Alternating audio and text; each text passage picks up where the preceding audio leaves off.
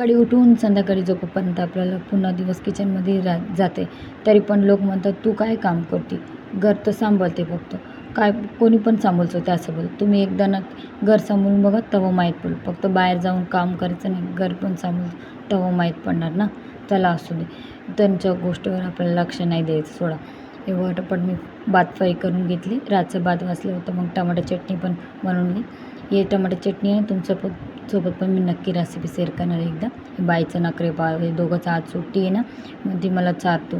मी पण टेस्ट करून बघितली, मस्त झाला होता. फ्राय केले भात एकदम मस्त झाला होता. मी पण टेस्ट केली ना, नंतर बाईला फक्त चारल्यानंतर हे बघा तिचं दाखवायचं चालू आहे तुम्हाला की मम्मी माझ्यासाठी काय काढलं आहे. बघ कसं दाखवते मेहंदी, कारण रक्षाबंधन आहे काल, मग आज मेहंदी काढायचं आहे बघा. बाईला चालू आहे मग आता एवढं का असं येते नाही डिझाईन, तरी पण मी मोबाईलमध्ये बघून मस्त डिझाईन काढते.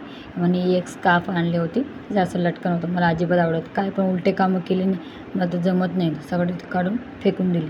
तर मस्त बघ किती मस्त साधं बाईचं बघ कसं खेळायचं बघ चालू आहे. तिचं तर काय ना कचरा सोपच केली असते, किती पण बोला ऐकून नाही. मग पटापट भाजीचं पण साफ करून देते ती बघ. हिचं पण चालू आहे भाजी साफ करायचं. मम्मी ते काय करते, तिला पण तेच काम करायचं असतं बघ.